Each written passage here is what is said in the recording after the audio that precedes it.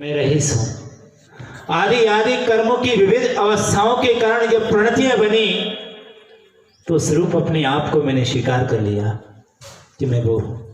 थोड़ी सी कर्म की प्रणति, कर्म का उदय थोड़ा सा मंद हुआ और थोड़ी सी अनुकूलता क्या मिल गई, मैं अपने आप को सबसे बड़ा सुखी मानने लगा। और जरा सी विपरीतता आ गई तो इतने में मैं अपने आप को संसार में सबसे बड़ा दुखी मानने लगा।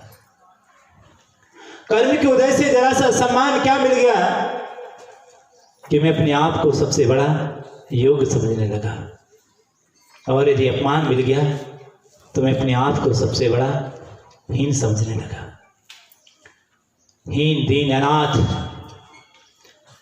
इस प्रकार से मैं अपने आप को महसूस करने लगा। सोचो, इन सारी प्रणतियों में, मान सम्मान में, अपमान में, सम्मान में, घर में, मकान में, घसोटी में, घर में, झोपड़ी में, आखिर इन सब में विचार करो कि मेरा स्वरूप क्या है। जब गरीबी तेरा स्वरूप नहीं है तो अमीरी तेरा स्वरूप कैसे हो जाएगी। जब गरीबी स्वरूप नहीं है तो अमीर भी तेरा स्वरूप नहीं है। तेरा स्वरूप इन सबसे बाहर है। जिन चीजों में कल्पनाएं की हैं कर्म के उदय में, जिन रिश्तों में, संयोग में, इन सब से बाहर उठकर दे सोचना है कि मेरा जो स्वरूप है इन सब से ऊपर है। कर्म की विविध अवस्थाओं में मेरा स्वरूप नहीं है। मेरा विभाव तो हो सकता है पर वो स्वभाव नहीं हो सकता। पर अनंत काल से विभाव के साथ रहते रहते, असत्य के साथ रहते रहते, अब तो हमें असत्य ही सत्य जैसा भासने लगा है। क्योंकि जिसके साथ लंबा पीरियड गुजर जाए उसके साथ अब वही हमें कुछ दिन बाद क्या होने लग जाता है, रोचने लग जाता है। चारों उसी की चर्चा, उसी की वार्ता है और जिसको भी हम भागता हुआ देख रहे हैं उसी की ओर ही तो देख रहे हैं। भीड़ जब भी पड़ी है, जब भी हुई है, वो असत्य के स्थान पर ही हुई है।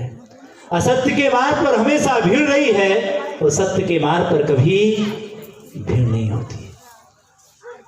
असत्य का सेवन करने वाले, असत्य के मार्ग पर विचरण करने वाले, असत्य का अनुकरण करने वाले दुनिया में बहुत ज्यादा मिलेंगे। सत्य का अनुकरण करने वाले, सत्य के मार्ग पर चलने वाले बहुत कम है। भीड़ तुम्हें असत्य के मार्ग पर हो सकती है पर सत्य के मार्ग पर कभी भीड़ नहीं होती। सब लोग सत्य को स्वीकार नहीं करते, सब लोग एक्सेप्ट नहीं करते। हीरे मोतियों की दुकानों पर कभी, जब हीरे मोती जवाहरात जिस दुकान पर मिलते होंगे वहां पर भीड़ नहीं होगी। भाजी भटा जहां बिकते होंगे उस दुकान पर तो भीड़ मिल जाएगी, लेकिन हीरे मोती जवाहरात की दुकान पर कभी भीड़ नहीं मिलेगी। असत्य के मार्ग पर भीड़ है पर सत्य के मार्ग पर भीड़ नहीं है। हम ये सोचते हैं कि जहां पर भीड़ होती है वो सत्य है, एकदम हमारा सोच गलत है। जिस काम को सब लोग कर रहे हो कोई जरूरी नहीं है कि वो काम सही हो। लोग कहते सब लोग कर रहे हैं तो सब लोग कर रहे हैं तो इसका मायना ये है कि सही है, और जो लोग कम कर रहे हैं या नहीं कर रहे हैं, कम मात्रा में है, तो वो काम गलत होना चाहिए। लोग में तो यही कहा जाता है सब लोग उस काम को कर रहे हैं मतलब अच्छा होना चाहिए। संसारी प्राणी असत्य के मार्ग पर, भोगों के व्यसनों के मार्ग पर अनंत काल से भिड़ रही है। यदि पूरी दुनिया में देखा जाए तो व्यसनी लोग कितने हैं और निर्व्यसनी कितने हैं, यदि देखा जाए तो किनकी मात्रा ज्यादा होगी, किसकी मात्रा ज्यादा मिलेगी? व्यसन करने वालों की मात्रा होगी ज्यादा। मतलब जो ज्यादा कर रहे वो काम अच्छा होना चाहिए, जो व्यसन कर रहे वो काम अच्छा होना चाहिए। नहीं, गलत है। असत्य के मार्ग पर हमेशा भिड़ रही है, व्यसनों के पापों के मार्ग पर हमेशा भिड़ रही है और अंतकाल से हम उसी मार्ग पर भागते आए हैं, उसी का अनुकरण करते आए हैं। और संगति भी मिली है तो उन्हीं लोगों के बीच की मिली है चोरों की जब टोली होती है तो एक दूसरे को भी चोर नहीं कहते, चोर चोर मौसेरे भाई, भाई भाई है। कौन किसको कहे कि तुम चोर हो? सभी तो एक जैसे हैं। कौन किसको कहेगा पापी हो? क्योंकि सभी तो एक जैसे हैं। इसीलिए जब टोली है तो टोली में कौन किसे कहेगा कि तुम अनंत काल से इसी चोरों की टोली के सदस्य हम रहे, पाप आत्माओं की टोली के, और उसी में ही पूरी जिंदगी गुजार दी, और उसी असत्य के बीच रहकर, पापाचार के बीच रहकर पूरा जीवन यापन किया। अब तो यापन करते करते ऐसा लगने लगा कि ये जीवन का यही सत्य है, सब कुछ जो कुछ भी है यही है। मतलब वस्तु स्वरूप को, यथार्थता को हम भूल गए, और सस्ती लोकप्रियता को प्राप्त होते ही ऐसी सस्ती लोकप्रियता हमें प्राप्त हो गई। इसके चक्कर में हम पढ़कर मैंने अपनी आत्मा को, अपने स्वरूप को भूल गया, और सस्ती लोकप्रियता के पीछे मैंने उसको भुला दिया जिसको पाने से, जिसको प्राप्त करने से मैं अजर अमर हो जाता, जिसकी चर्चा इतनी सुंदर है, वो अपने आप में इतनी सुंदर है। आचार्य भगवंत कह रहे हैं यदि चर्चा ही करना है तो उसकी कर लेना जो तुम्हारे संसार के जन्म मरण का अंत कर दे। संसार में कोई सर्वोपरि सौंदर्यता है किसी में है तो आचार्य कुंद स्वामी ने समझ सार मदघोष किया कि सबसे कोई सुंदर वस्तु है संसार में तो एक ही है, और सबसे कोई कुरूप वस्तु है तो वो भी एक ही है।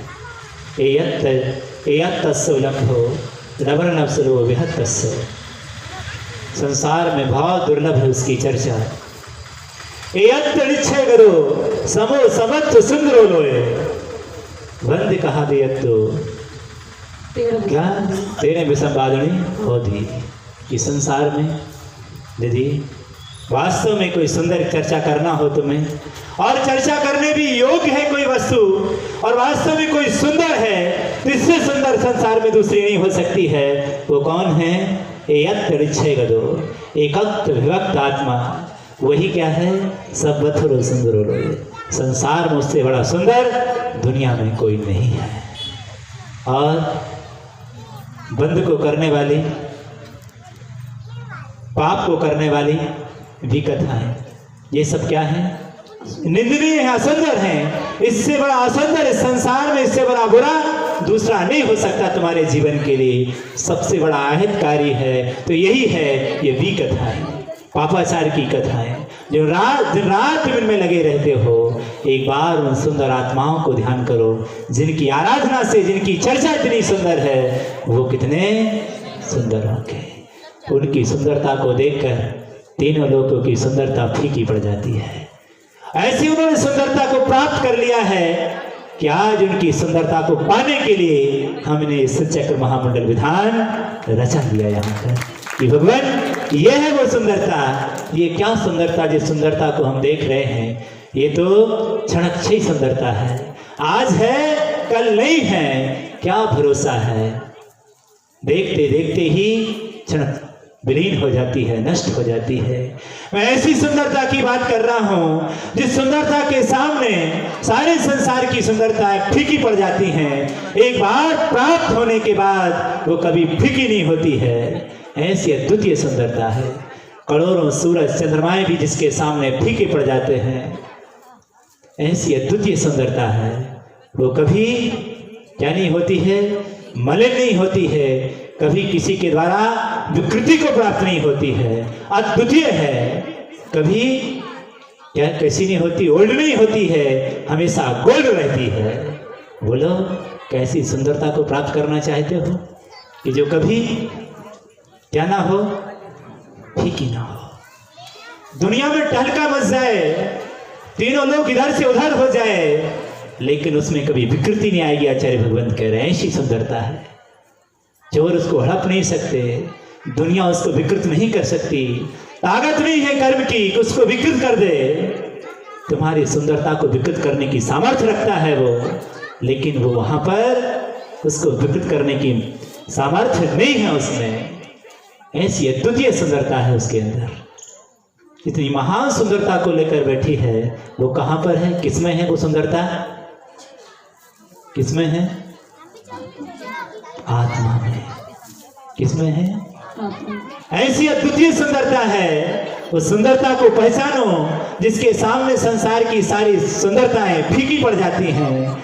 लेकिन धिक्कार है मेरे लिए कि मैं उस अद्वितीय सुंदरता को ना पहचान कर जो छल है, ऐसी जिसके सामने कुरूप है, ऐसी कुरूप युक्त सुंदरता को मैं सुंदरता मान रहा हूं और उसके पीछे रात दिन भाग रहा हूं। इसके पीछे भागोगे, चर्म की सुंदरता के पीछे भागोगे तो चमत्कार बन जाओगे, और आत्मा की सुंदरता के पीछे भागोगे तो एक दिन क्या हो जाओगे, सिद्ध बन जाओगे। क्या बनना है, देहातीत की देहवान। जब तक ये शरीर रहेगा तब तक दुखों से मुक्ति नहीं मिलेगी। कभी कमर में दर्द, तो कभी माथे में दर्द, तो कभी सीने में दर्द, कभी उंगली में दर्द। क्या ये समस्याएं बनी ही रहेगी। कब तक, जब तक शरीर है तब तक समस्याएं हैं, तब तक अपमान है, तब तक लोग हमारा अपमान करेंगे, तब तक गरीबी और अमीरी है। जिस दिन ये शरीर अलग होगा उस दिन संसार की सारी अमीरी, गरीबी, सारी समस्याएं सबका समाधान हो जाएगा। उस दिन निरोग हो जाएंगे। जब तक ये रहेगा तब तक समस्या बनी ही रहेगी। आए हम वो काम कर लें कि समस्याओं से मुक्त हो जाए, और हम भी उस सुंदरता को प्राप्त कर लें जिस सुंदरता को उन विश्वसनीय भगवंतों ने प्राप्त किया है, जिनकी सुंदरता को पाने से, देखने से आज हम सब यहाँ आ गए कि भगवान वो सुंदरता मुझे भी मिल जाए जिस सुंदरता को आपने प्राप्त किया है। और अब उनकी आराधना के लिए हम यहाँ पर बैठ गए। नियम से जो भी आत्माएं उस सिद्धत अवस्था को प्राप्त किया है, उस अभूतपूर्व सुंदरता को प्राप्त किया है, उन्होंने इस महा आराधना से ही प्राप्त किया है। इससे को छोड़कर उस महा सुंदरता को प्राप्त नहीं किया जा सकता है।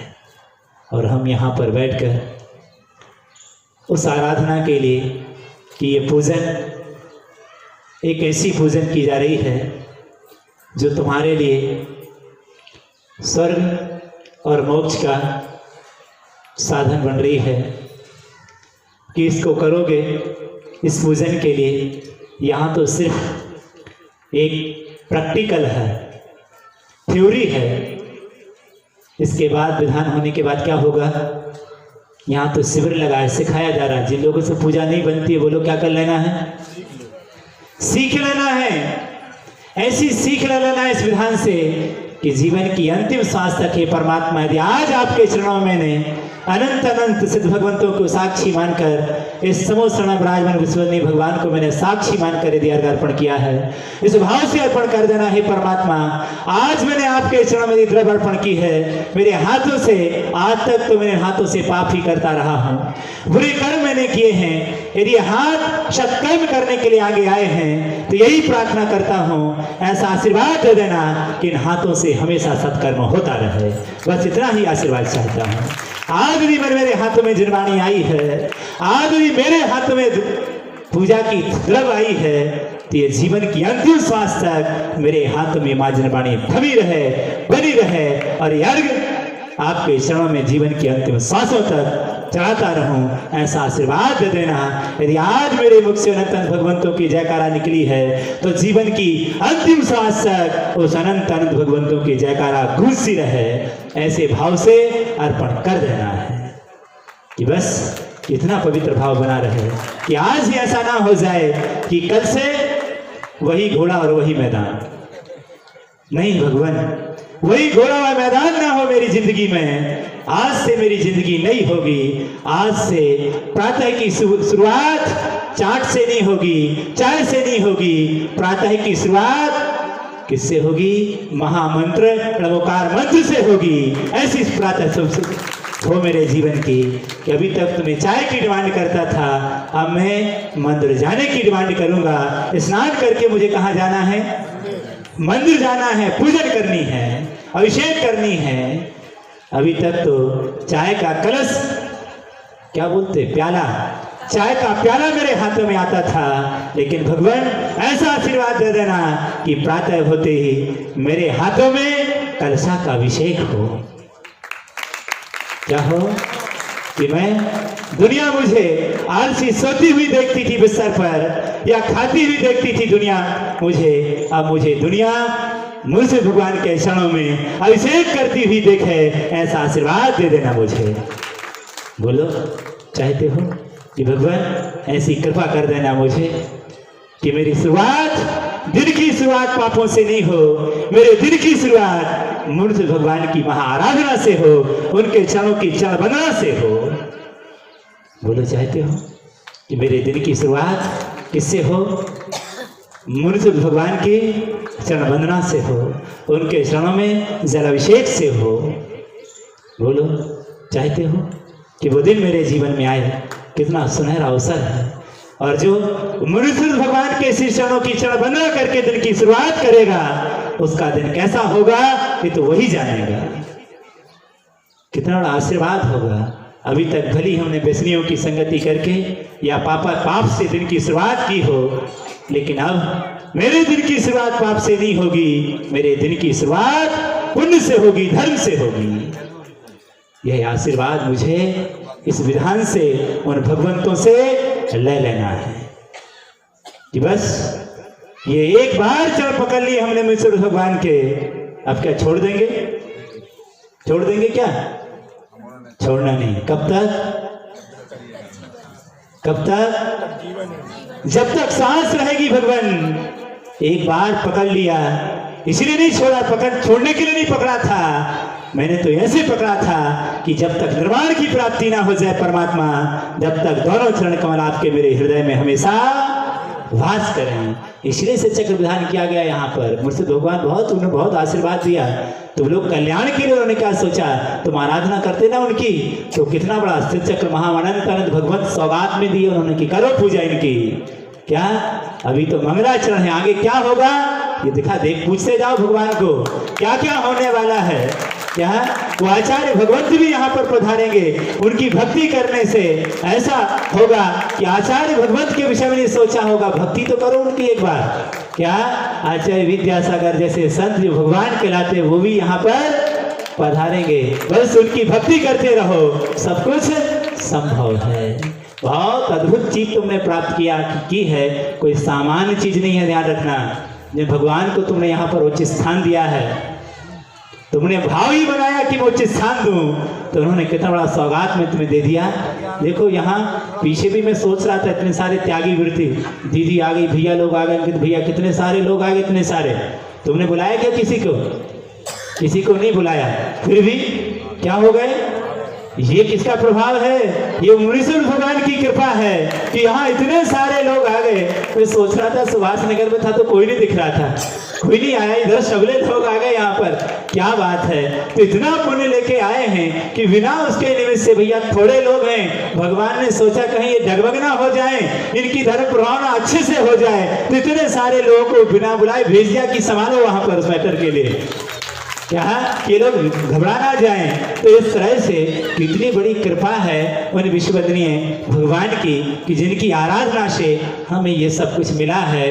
तब फिर उनकी आराधना करने के लिए हम क्या प्रातः काल में इतने अभागे हैं कि मनुष्य भगवान के शरण वंदना ना कर सके, उनके चरण ना छू सकें, अपना जल भगवान के चरणों में अर्पित ना कर सकें, अपने सिर पर माथे पर जल ढालना इस भाव से कि परमात्मा ये भोग भोगने के लिए नहीं, खाना खाने भोजन करने के लिए नहीं स्नान कर रहा हूँ, दुकान जाने के लिए स्नान नहीं कर रहा हूँ, भोजन करने के लिए स्नान नहीं कर रहा हूँ, हे परमात्मा मैं तो इसलिए स्नान कर रहा हूँ क्योंकि बिना स्नान के आपकी चरण वंदना नहीं कर सकता। इसलिए मैं क्या कर रहा हूँ, क्या कर रहा हूँ, स्नान कर रहा हूँ, नहा रहा हूँ। जो तुमने जिस पानी से तुम स्नान करो उस पानी को तुम गंधोदक बना देना। क्या बना देना? माफ हो जाएगा वो पाप कि तुमने क्या कर दिया, क्या कर दिया उस पानी को। कितना ढाला था तुमने सिर पर? एक बाल्टी ढाला था, तुम इतनी कृपा कर देना कि एक अंजलि पानी क्या बना देना, मुझ भगवान के चरण में ढाल देना। वो पाप तुम्हारा कट जाएगा, उसका पाप तुम्हें नहीं लगेगा, पुण्य लगेगा। किस लिए नहाया इसने?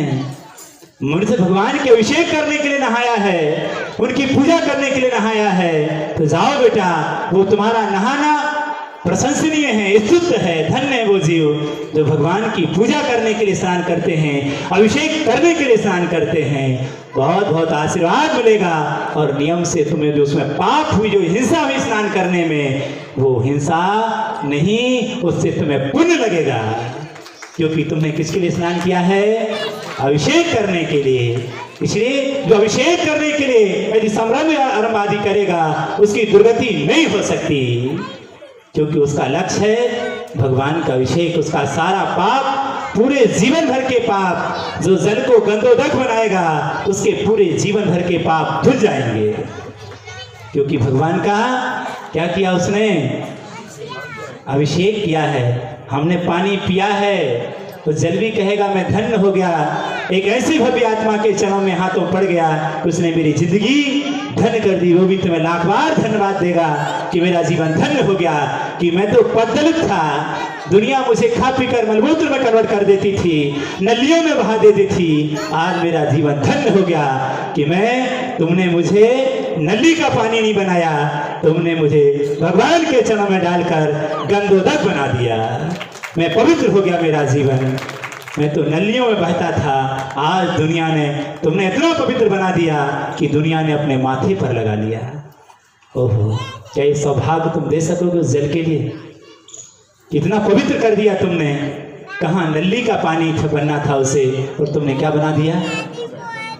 गंधोदक बना दिया। कितना पवित्र कर दिया तुमने उसके लिए। कभी तुम्हारे लिए माफ कर देगा वो। इसके अलावा यदि कर दिया तुमने तो खैर नहीं। जो भी कार्य हो वो इसलिए कर देना कि मुझे क्या करना है? पूजन करना है, भोजन करना, जो भी करना सिर्फ इसलिए करना। पूछे कि भोजन क्यों कर रहे हो? इसलिए कि मंदिर की रक्षा करनी है, पूजन करनी है। इसलिए मैं क्या करता हूँ? भोजन करता हूँ, इसलिए श्वास लेता हूँ, इसलिए सारी प्रवृत्ति करता हूँ। इस नमनीय भगवान के नाम पे जो भी करोगे सब क्या हो जाएगा? माफ हो जाएगा। बोलो कितनी अच्छी बात है। भोजन भी बनाया, भोजन भी किया, सब पैसा भी कमाया, तो वो भी मुझे बृहद जनाना बनाना है। किसका? मुनि भगवान का। ओहो, इसीलिए तो पैसा कमा रहे हो। इसलिए क्योंकि संस्कृति की रक्षा करना है। विश्वनीय भगवान को मैं अपनी आंखों से मरने से पहले और बड़े बृहद जनालय में देखना चाहता हूँ। इसलिए मैं संचय, अर्थ का संचय कर रहा हूँ। बोलो, इस भाव से तुम द्रव्य कमाओगे तो क्या नरकों में जाओगे? उस द्रव्य से मुझे भगवान का जनालय भी बन जाएगा और तुम्हारा घर भी बन जाएगा। पर उसके पहले घर बना दिया, जनालय के पहले तो खैर नहीं, ध्यान रखना, घर बाद में बनेगा। पहले कौन जाएगा उच्च स्थान पर? भगवान जाएंगे। मैं तो झुग्गी झोपड़ी में रहूंगा, लेकिन मेरा भगवान झुग्गी झोपड़ी में नहीं रहेगा, ऐसे जनालय में नहीं रहेगा। टूटे फूटे घरों में भगवान नहीं रहने वाले हैं, वह जनालय में ही रहेंगे वो।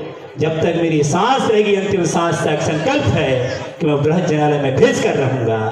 काश यदि तुम्हारी सांस भी निकल गई, मर भी जाओगे, तब भी तुम्हें एक बृहद जनालय बनाने का पुण्य मिल ही जाएगा। क्या कर सकोगे ये बात? ये भाव तो सजोए।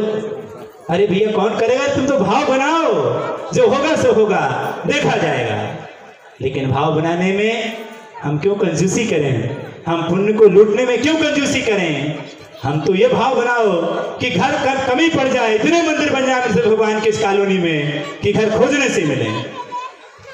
जिस गली में गुजर जाओ उसी में मुनि से भगवान हो। बनाओ तो सही। क्या हर व्यक्ति सोचे कि मैं जनालय बनाऊंगा? भाव बनाने में क्या लग रहा है?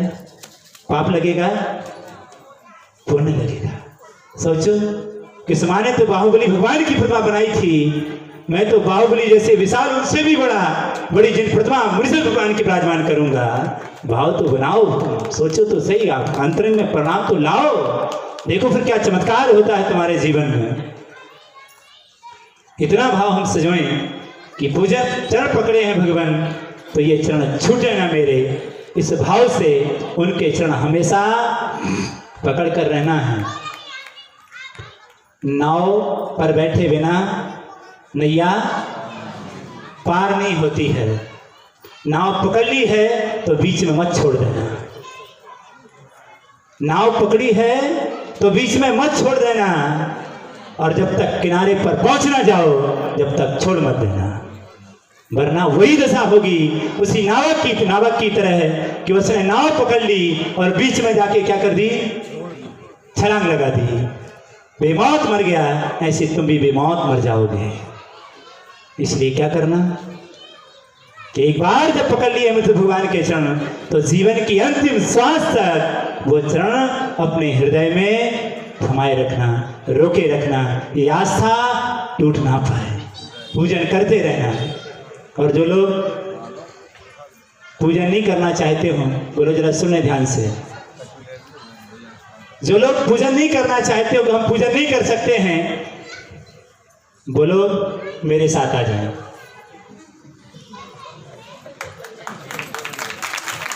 क्या करें? जो लोग नहीं चाहते हो कि मुझे पूजन नहीं करनी है, तो बोलो, क्योंकि दो ही मार्ग दिए हैं भगवान ने, या तो पूजा करो या पूज्य बनो, दो ही मार्ग दिए हैं। इसीलिए पूज्य बनने के लिए जो लोग पूजा नहीं करना चाहते हैं वो लोग पूज्य बन जाएं, सारी समस्याओं का सॉल्व हो जाएगा। मत जाना मंदिर, देखो हम बन गए, हमने पूजा छोड़ दी, हम नहीं करते पूजन, अभिषेक करते ना कुछ करते, यहाँ पे आके बैठ जाते हैं, अब पूजन करना ही नहीं हमें। लेकिन इसके पहले यदि तुमने पूजा छोड़ दी तो तुम्हारी खैर नहीं, ध्यान रखना। इसके पहले पूजन नहीं छोड़ना है, पूजन हमें करते ही रहना है। कब तक पूजन करना है? जब तक हमारी पार्टी में सम्मिलित ना हो जाओ। क्या जिस दिन तुम्हारे हाथ में पिछी कमंडल आ जाए, जाना आचार्य भगवान से, विद्यासागर महाराज से कहना, और अपने मंत्री जी को लेके जाना साथ में, बहुत बढ़िया रहेगा, टोली बढ़िया बन जाएगी। कि भगवान हमारे वैसे नेता हैं, वो नेता का कार्य होता है जो हित के का मार्ग परिहार कर हित के मार्ग पर प्रवृत्ति कराए। तो इस लोक में भी और मोक्ष मार्ग में भी नेता बन जाए तो बहुत अच्छा होगा। फिर तो इतिहास ही रच जाएगा कि भैया ऐसे वैसे नेता नहीं है, मोक्ष मार्ग के तक के नेता हैं, यहाँ से वहां भी ले गए गुरुदेव के चरणों तक, और मोक्ष मार्ग पर प्रवृत्ति हो गई। फिर तो इतिहास सागर का वैसे इतिहास है, नेताजी तो अपने हैं, समाज की धरोहर हैं, और ऐसा कार्य हो गया तो सबके लिए और बड़ी उपलब्धि हो जाएगी कि भैया ये तो बहुत बड़ा कार्य हुआ है हमसे कि हमारे बीच में नेतृत्व में कैसा भी कार्य हो गया है कि पूज्य गुरुदेव के चरणों में साथ जाकर के सब लोग क्या बन गए, क्या बन गए, सब पूज्य बन गए। तब तो गुरुदेव की दोनों हाथों से आशीर्वाद रहेगा, कितना बढ़िया कार्य हो गया सागर में, और वो भी इतिहास में पृष्ठों में लिखा जाएगा कि इतना बड़ा कार्य किया है आप लोगों ने।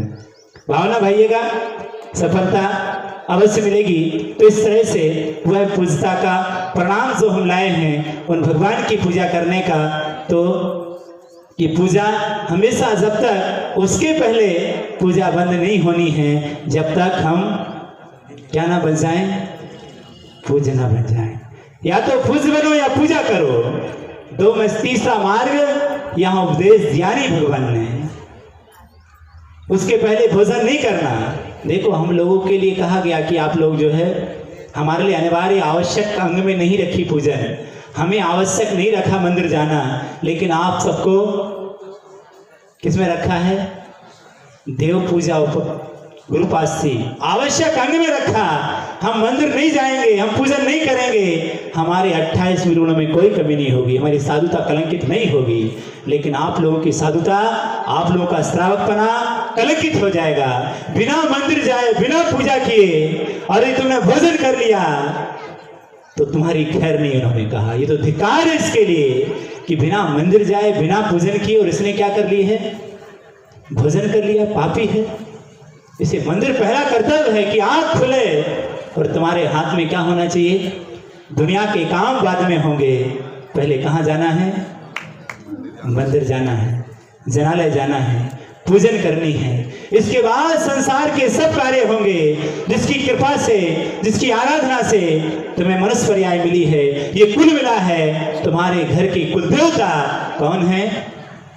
अनंत परमात्मा है। सबसे पहले अनंत परमात्मा के चरणों में जाकर ठोक दो, इसके बाद दूसरा काम करो। इस कुल की परंपरा है। ऐसे भगवंत की सबसे पहले आराधना करो। उनकी आराधना करोगे तो तुम्हारे सारे जीवन की प्रार्थनाएं कट जाएंगी और एक दिन तुम्हारी भी दुनिया में क्या होने लग जाएगी? आराधना होने लग जाएगी। इसलिए आराध्य बनने के लिए जो आराध्य बन चुके हैं उनको बड़े समर्पण भाव से कि भगवान वो क्षण मेरे जीवन में भी आ जाए। आज तो आपने पूज्यता को प्राप्त किया है, लेकिन आने वाले कल में कौन पूज्य होगा? पूजा करते करते ही पूज्य बनेंगे। जो पूज्य बनने से पहले पूजा ही छोड़ देंगे वो कभी पूज्य नहीं बन पाएंगे। इसलिए ये हमारा कर्तव्य है। द्रव्य पूजन, जो पास में रखी द्रव्य है, उस द्रव्य को अपने हाथों से हम संसार के सब कार्य करते रहते हैं और उन कार्य को करने में अभ्रम संभ्रम नहीं समझते हैं और एक द्रव्य चढ़ाने में अपने आप को ये समझते हैं कि अभ्रम संभ्रम हिंसा ना हो जाए, हम ये कैसे अर्पण कर दें। सोचो हमारा विवेक, हमारी बुद्धि कहाँ जाती है? संसार के पापों में, प्रवृत्ति में, अशुभ में प्रवृत्ति करने में हमें पाप नहीं लगता है, लेकिन जब शुभ कर्म में प्रवृत्ति करते हैं तो लोग तर्क दे देते हैं कि हम द्रव्य अर्पण नहीं करेंगे, हम ये नहीं करेंगे, हम वो नहीं करेंगे। सोचो ये वो द्रव्य अर्पण है, ये तुम्हारे प्रणामों को, प्रणाम विशुद्ध है, प्रणामों की विशुद्धि के लिए बहुत बड़ा निमित्त है, सशक्त निमित्त है। तुम्हारे बिना अवलंबन के तुम्हारे प्रणाम शुद्ध नहीं हो सकते।